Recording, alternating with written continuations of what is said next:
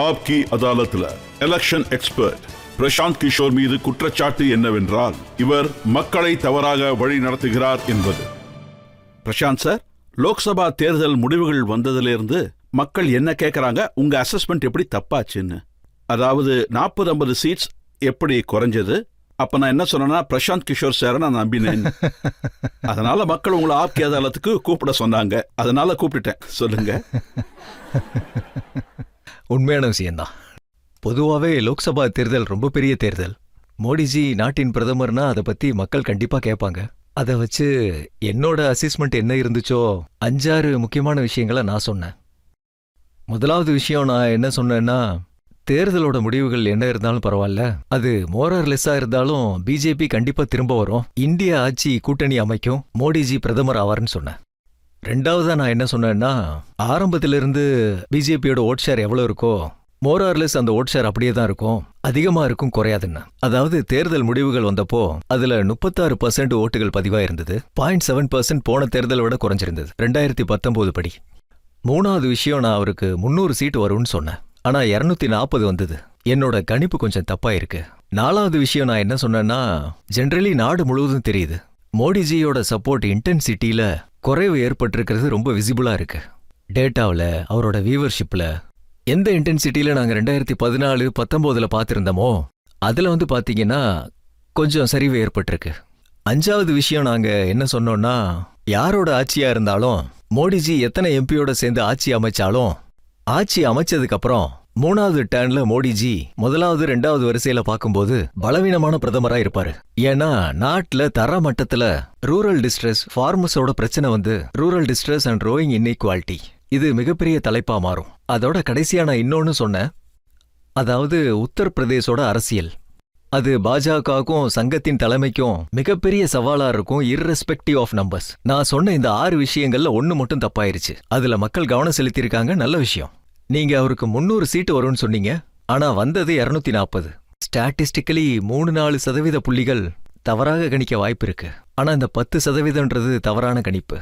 அது என்னோட தப்பு. என்னோட சந்தேகம் ஓட் ஷேர் கரெக்டா தான் இருந்தது, அனாலிசிஸ் சரியா இருந்தது. ஆனா 300 சீட்டுகள் நிச்சயமா வந்துரும்னு நாங்க எதிர்பார்த்தோம், வந்துரும்னு பார்த்தோம். ஆனா 240 வந்தது. அதுக்கு வேணா பல காரணங்கள் இருக்கலாம் ஏன் இப்படி வந்ததுன்னு. ஆனா என்னோட பார்வையில என்னால ஒண்ணு மட்டும்தான் சொல்ல முடியும், இந்த மாதிரி மதிப்பிடுறவங்க எல்லாம் கடவுள் இல்ல. அதாவது டேட்டா அப்புறம் ஸ்டாட்டிஸ்டிக்ஸ்க்கு ஒரு மரியாதை இருக்கு.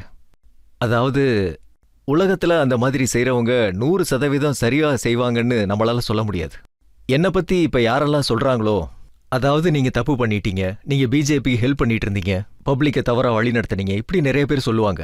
இதே ஆளுங்க தான் வங்காளத்துல பிஜேபிக்கு 100 சீட்ஸை விட கம்மியா வரும்னு சொன்னப்போ நம்ம சியர் லீடர்ஸ் எல்லாம் கை தட்டிக்கிட்டு இருந்தாங்க. நான் பிஜேபிக்கு 100 சீட்டை விட கம்மியா வரும்னு, பிஜேபிக்கு 15 வந்திருக்கலாம், 95 வந்திருக்கலாம், ஆனா 77 வந்தது. ஸ்டாட்டிஸ்டிக்ஸ்க்கு ஒரு மரியாதை இருக்கு. இருந்தாலும் என்னோட தவறு தான். நான் இன்னும் அதிகமா என்னோட அசஸ்மெண்ட்டை பெட்டர் ஆக்கியிருக்கணும். உங்களால மட்டும்தான் தவறு நடந்துச்சா இல்ல மத்தவங்களாலையும் தவறு நடந்துச்சா? தவறுங்கிறது நிறைய பேர்னால நடந்திருக்கும். அதோட ஒரு காரணத்தை நான் உங்களுக்கு சொல்றேன். உங்ககிட்ட எந்த டேட்டா வருதோ அதை தான் நீங்க அனலைஸ் பண்ணுவீங்க. அதோட ரொம்ப வலுவான அரசாங்கத்தை பத்தி மதிப்பிடும்போது, சர்வே எடுக்கும்போது there is something called fear factor. ஒன்னு பாத்தீங்கன்னா, மக்கள் தவறா சொல்லுவாங்க, அவங்க ஓட்டு வேற ஒருத்தருக்கு போடுவாங்க. பயத்துல அவங்களுக்கு என்ன தோணும்னா, பிஜேபியோட ஓட் டேட்டா கலெக்ட் பண்ற ஆள்னு தெரிஞ்சா நிறைய தடவை நான் எப்படி நினைப்பேன்னா, செஃபாலஜிஸ்ட் அப்புறம் டேட்டா கலெக்ட் பண்றவங்க அப்புறம் அவங்களோட பிகாப்ஸா நான் ஸ்போக் பர்சன் இல்ல.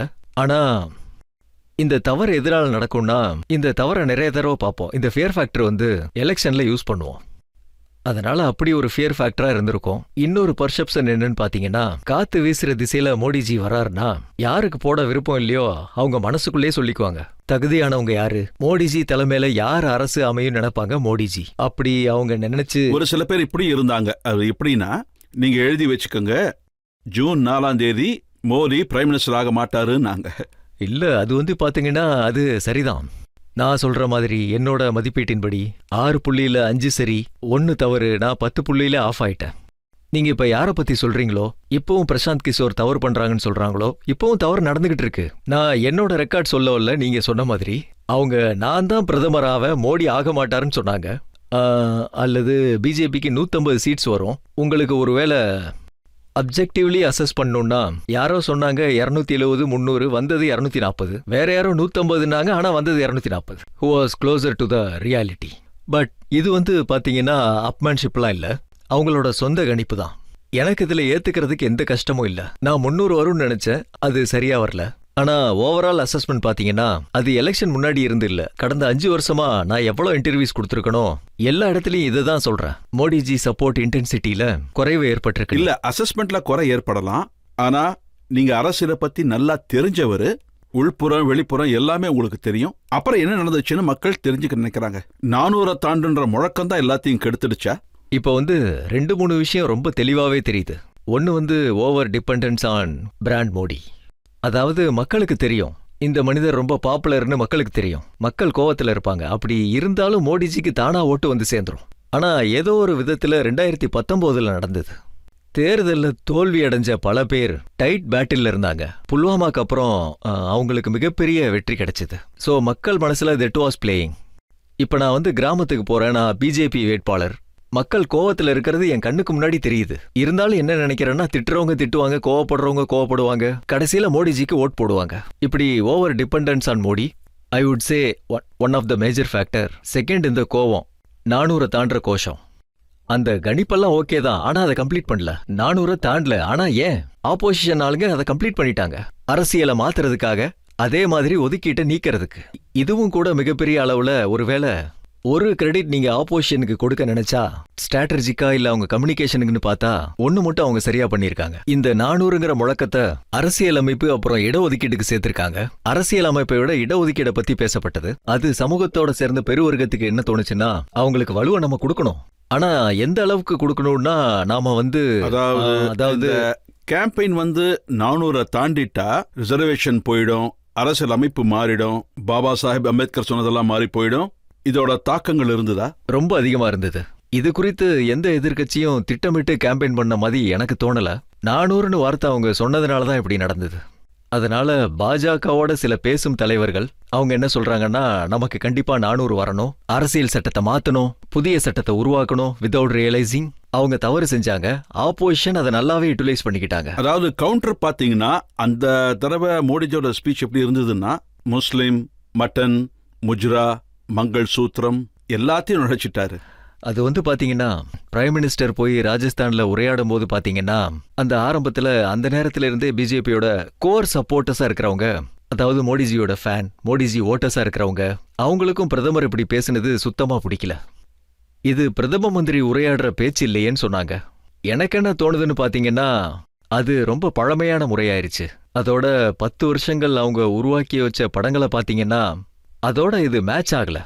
எனக்கு என்ன தோணுச்சுன்னா, கேடரை கேல்வனைஸ் பண்றதை விட்டுட்டு இன்னும் டிசப்பாயின்மெண்ட் பண்ணி பல இடங்கள்ல அது இன்னும் பேனிக் ஆயிருச்சு. மக்கள் நடுவுல இதுவும் பேசினாங்க, இவங்க தோத்து போறாங்க, பேக் ஃபுட்ல இருக்காங்க, அதனாலதான் இப்படி பேசுறாங்கன்னு சொன்னாங்க. உத்தரப்பிரதேசத்துல அதிகமான சேதம் ஏற்பட்டுச்சு. அங்கதான் பெரிய அளவுல எதிர்பார்ப்பு இருந்துச்சு. ஸோ எல்லாரும் என்ன சொல்றாங்கன்னா, அமித்ஷாக்கும் யோகி ஆதித்யநாத்துக்கும் ஏதோ தகராறு இருந்தது, அதனாலதான் இப்படி ஆயிடுச்சுன்னு சொன்னாங்க. இப்போ நீங்க சொன்ன மாதிரி அதை நான் தகராறெல்லாம் பார்க்கல. ஆனா ஒருவேளை வைடர் ப்ராஸ்பெக்டிவ்ல பார்த்தேன்னா, உங்களுக்கு நான் ஒரு எக்ஸாம்பிள் சொல்றேன். இப்போ 2009-10 தேர்தலில் நடந்தது. மோடிஜி வந்து, அதாவது லோக்சபா தேர்தல்ல பிஜேபியின் புதிய முகமா மோடி உருவெடுத்துக்கிட்டு இருந்தாரு. அப்போ அத்வானி பிஜேபி லீடரா இருந்தாரு. அந்த நேரத்துல பிஜேபிக்கு குஜராத்ல 2009 லோக்சபா தேர்தல்ல பெருசா வெற்றி கிடைக்கல. அதுக்கப்புறம் நான் 2011 இருந்து அங்க வேலையை ஆரம்பிச்சப்போ குஜராத்ல நான் நிறைய வேலைகளை செய்ய ஆரம்பிச்சேன். 2009 மோடிஜி கேம்பெயினிங் இன்சார்ஜா இருந்தாரு. அத்வானிஜி தான் பிரதமர் ஆக வேண்டியது. அப்படி இருந்து ஏன் வெற்றி கிடைக்கல?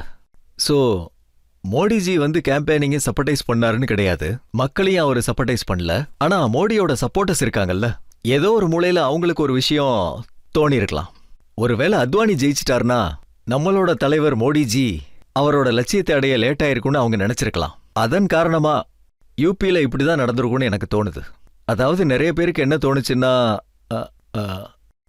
மோடிஜியும் அமித்ஷாவும் திரும்ப பெரிய வெற்றியோட வந்தா அதுக்கப்புறம் யோகிஜியோட சீட்டுக்கு ஆபத்து ஏற்பட்டுறலாம். இந்த மாதிரி பல விஷயங்கள் வந்து கிராமத்துல, இந்த வார்த்தையை தான் அரவிந்த் கெஜ்ரிவால் பப்ளிக்கா சொன்னாரு. ஆமா, அரவிந்த் கெஜ்ரிவாலும் அந்த வார்த்தையை பப்ளிக்கா சொல்லிக்கிட்டே இருந்தாரு. அரசியல் ரீதியா அது வந்து தீவிரமான அறிக்கையா இருந்தது. இப்ப நம்ம கிராமத்துல கூட பாக்குறோம். அதாவது நான் பீகார்ல பிறந்தவன். என்ன மக்கள் கேட்பாங்க, பிரசாந்த் சார் நீங்க அவர் கூட வேலை பார்த்திருக்கீங்க, எங்களுக்கு ஒரு விஷயம் சொல்லுங்க, 400 சீட் வந்ததுன்னா யோகியை தூக்கிடுவீங்களா என்ன? இதெல்லாம் வச்சு பார்க்கும்போது மக்களுக்கு நடுவுல இந்த விஷயம் அவங்களோட சப்போர்ட்டர்ஸ்க்கு, அதாவது யோகிஜி நேரடியா போய் பிஜேபி கேண்டிடேட்டை தோக்கடிங்கன்னு சொல்லியிருக்க மாட்டாரு. அதை பத்திலாம் எனக்கு தெரியாது, அதுக்கு நான் சம்மந்தப்பட்டவன் இல்ல. ஆனா பப்ளிக்ல இந்த விஷயம் வர வாய்ப்பு இருக்கு. யோகியோட சப்போர்ட்டர்ஸ் ஒருவேளை மிகப்பெரிய வெற்றியோட மிகப்பெரிய வலுவா மோடி அமித்ஷா திரும்ப வந்தா யோகிஜி நம்மளோட லீடருக்கு ஆபத்து ஏற்பட வாய்ப்பு இருக்கு, அதனால பார்த்து ஓட் பண்ணுங்கன்னு சொல்லியிருப்பாங்க. மிகப்பெரிய கேள்வி என்னன்னா அயோத்தியாவோட சீட்ஸ். அங்கதான் ராமர் கோவில் கட்டப்பட்டது, நாட்டுல ஒரு மிகப்பெரிய அலை எழுந்தது. அந்த இடத்துல பிஜேபியோட கேண்டிடேட் தோத்துட்டாங்க. இங்க பாருங்க, அயோத்தியால எந்த சீட்டும் இல்ல. அது மக்களோட பாசுரம். அயோத்தியால சீட்டெல்லாம் இல்ல. அது சீட்ஸ் ஃபரிதாபாத். அயோத்தியா அங்க இருக்கு, அதோட சிம்பாலிக் பெரிய செட்பேக்னு சொல்லலாம். அதான் விஷயம். அங்க இருக்கிற candidate Lallu Singhji. He was the first one to say 400 வந்தா அரசியல் சாசனம் மாறும்னு. He was the one of the first leaders who went public saying that 400 seat எதுக்கு வேணும்னா அரசியல் சாசனம் மாறும், அவங்களுக்கு எதிராக போராடின பழங்குடியினர் ஆரம்பத்துல இருந்து, அதனால அவங்களுக்கு பலன் கிடைச்சிருக்கலாம். இன்னொரு விஷயம், நிறைய டெவலப்மெண்டல் விஷயங்கள் பெரிய சேஞ்சஸை கொண்டு வரும், சமூகத்தோட ஒரு பகுதி அதனால அஃபெக்ட் ஆகும். வினோத் மேக்தா சார் பத்திரிகையாளர், அவர்கிட்ட ஒரு தடவை நான் கேட்டேன், அதாவது சஞ்சய் காந்தி காலத்துல இவங்க ஸ்லம்ஸ்லாம் போகும்போது ஃபீட்பேக்ஸ் வராதான்னு நான் கேட்டேன். அப்ப அவரு சொன்னாரு, இதுல வேடிக்கையான விஷயம் என்னன்னா இந்த விஷயம் அவங்கள போய் சேரும். அதுக்கு அவரு சொல்லுவாரு, நான் நல்லது தானே உங்களுக்கு செய்யறேன், நான் உங்களை ஸ்லம்ல இருந்து தூக்கிட்டு ஒரு நல்ல இடத்துல தானே வீடு கொடுக்குறேன், அப்புறம் ஏன் அவங்க போராடுறாங்க? நிறைய தடவை என்ன ஆகும்னா, அயோத்தியால ரோடு போடுறதுக்காக ஏதாவது குடியிருப்பு அழிச்சிட்டா அவங்கள ஷிஃப்ட் பண்ணா இப்ப அது டிரான்சிஷனல் பேஸ். ஆனா அது இப்ப யாருக்கு நஷ்டம் ஏற்பட்டதோ அவங்களுக்கு நேத்தே நடந்தது. நீங்க கோயில் கட்டுறதுனால 10,000 பேரோட, அதாவது அவங்க வாழ்வாதாரத்தை அல்லது வீடுகள் அழிக்கப்பட்டதுன்னா அது ஒரு பெரிய பாதிப்பு தானே. அப்போ அகிலேஷ் யாதவ்ஜி ஜாதி அடிப்படையில நகரத்தை பிரிச்சது நீங்க சரின்னு நினைக்கிறீங்களா? ஜெனரல் சீட்டுக்கும் எஸ்சி எஸ்டியோட சண்டை இருந்தது இல்ல, இது எப்பவும் வழக்கமா நடக்கிறது தான். இந்த சமாஜ்வாடி கட்சி இவங்களோட அரசியல்லாம் பெரும்பாலும் இனம் சார்ந்ததா தான் இருக்கும். எனக்கு உத்தரப்பிரதேசத்துல சமாஜ்வாடி கட்சி எப்படி வியூகத்தை உருவாக்குனாங்க, யாருக்கு அறிவுறுத்தினாங்கன்னு தெரியாது. ஆனா முடிவு இதைதான் காட்டுது, அவங்க வெற்றி அடைஞ்சிருக்காங்க. அதுக்கு அவங்கள வாழ்த்தியே ஆகணும். ஏதோ நல்லது செஞ்சதுனாலதான் இவ்வளவு சீட் ஜெயிச்சிருக்காங்க. தேர்தலுக்கு முன்னாடி கேஜ்ரிவாலையும் ஹேமந்த் சோரனையும் ஜெயில போட்டதுனால ஏதாவது பாதிப்பு ஏற்பட்டிருக்குமா? எனக்கு அப்படி தோணல. அப்படி எதுவும் பாதிப்பு ஏற்பட்ட மாதிரி தெரியல. ஒருவேளை அப்படி நடந்திருந்தா ஜார்க்கண்ட்லயே மொத்தமா கிளியர் ஆயிருக்கும். பிஜேபி ராஜஸ்தான்ல தான் இழந்தது, பிஜேபிக்கு மகாராஷ்டிரால தான் சீட்ஸ் போச்சு. ஒருவேளை ஹேமந்த் சுரேன்ஜியை அரெஸ்ட் பண்றதுனால பிஜேபிக்கு பாதிப்பு ஏற்பட்டிருந்தா முதல்ல பீகார் ஜார்க்கண்ட்ல தான் நடந்திருக்கும், ராஜஸ்தான்ல அதுக்கப்புறம் தான் நடந்திருக்கணும். அதனால எனக்கு தெரிஞ்சு இப்ப இடஒதுக்கீடு விவகாரம், எனக்கு தெரிஞ்சு பாபா சாஹேப் அம்பேத்கர் இதெல்லாம் வச்சு ஒரு நெரேட்டிவ் போச்சு. ஆனா பீகார்ல பாத்தீங்கன்னா ஜாதி செல்வாக்கு அதிகமா தான் இருக்கு. அங்க ஏன் அப்படி ஆகல? பீகார்ல ஏன் அப்படி இல்லைன்னா, பீகார்ல இதுக்கு எல்லாத்துக்கும் மேல அதிகமா இருக்கு இந்த லாலு ஃபேக்டர், இந்த லாலு யாதவ் ஃபேக்டர் இருக்குல்ல. லாலுஜி பீகாரோட தலைவர் மட்டும் இல்ல, முன்னாடியே சொல்லியிருக்கேன், ஹீ இஸ் அ ஃபினோமினா. பீகார்ல மோடி இருக்காரு, நிதிஷ் இருக்காரு, எல்லாருமே இருக்காங்க. ஜாதியும் இருக்கு. ஆனா ஒரு மிகப்பெரிய ஃபேக்டர் என்னன்னா, கடந்த 25-30 வருஷமா லாலு யாதவ் ஃபினோமினா. ஒன்னு பீகார்ல இருக்கிற மிகப்பெரிய பிரிவினர் லாலுக்கு ஆதரவா ஓட் பண்ணுவாங்க, இல்லனா அவருக்கு எதிராக ஓட் போடுவாங்க. என்ன ஆனாலும் சரி அவங்களுக்கு எதிராக தான் ஓட் போடுவாங்க. சில பேர் சொல்றாங்க நிதிஷ்குமாருக்கு 12 சீட் வந்துருச்சு, ரிவைல் ஆயிருச்சு. அப்படிலாம் எதுவும் நடக்கல. அவரு லாலு யாதவுக்கு எதிராக போட்டி போட்டாரு. லாலு யாதவுக்கு அவங்களுக்கு எதிராக ஓட் போட முடியாது. ஏன்னா மக்கள் அந்த 15 வருஷத்தோட ஆட்சிய நீங்களும் நானும் உட்காந்துக்கிட்டு பட்னால இல்ல டெல்லியில நொய்டால அதை பத்தி உட்காந்து படிக்கிறோம், அதை பத்தின கருத்து தெரிவிக்கிறோம். இமேஜின் பண்ணி பாருங்க, சமூகம் அதெல்லாம் பொறுத்துட்டு இருந்திருக்கு 15 வருஷமா. இப்ப அவங்களுக்கு எதுவும் தெரியாது. அவங்க நினைக்கிறதெல்லாம் திரும்ப என்ன ஆனாலும் சரி அந்த ஆட்சி மட்டும் திரும்ப வரக்கூடாதுன்னு நினைக்கிறாங்க. அதனாலதான் அவங்க லாலுக்கு ஓட் போடுறது இல்ல. அதுதான் மிகப்பெரிய ஃபேக்டர். இது எல்லாத்தோட உயர்ந்தது பீகாரோட கான்டெக்ட்ல.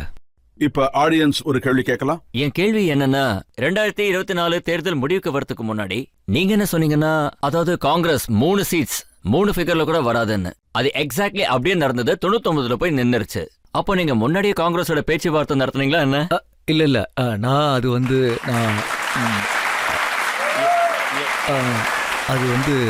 அதாவது என்னுடைய காங்கிரஸ் பத்தி என்னுடைய கணிப்பு காங்கிரஸ் அதை விட ரொம்ப நல்லா பெர்ஃபார்ம் பண்ணாங்க.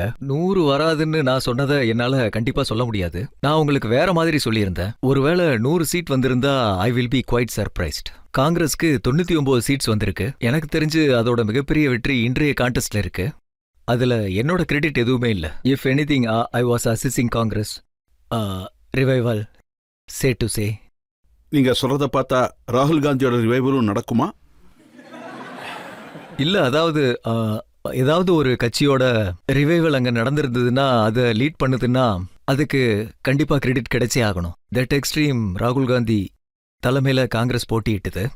அதுல அவங்களுக்கு 99 சீட்ஸ் வந்திருக்கு. கிரெடிட்ஸ் ராகுல் காந்தியை போய் சேரணும். ஆனா just put things to perspective, Indira காந்தியோட மிகப்பெரிய தோல்வி 1977. அந்த டைம்ல காங்கிரஸ்க்கு 154 சீட்ஸ் கிடைச்சது, 154.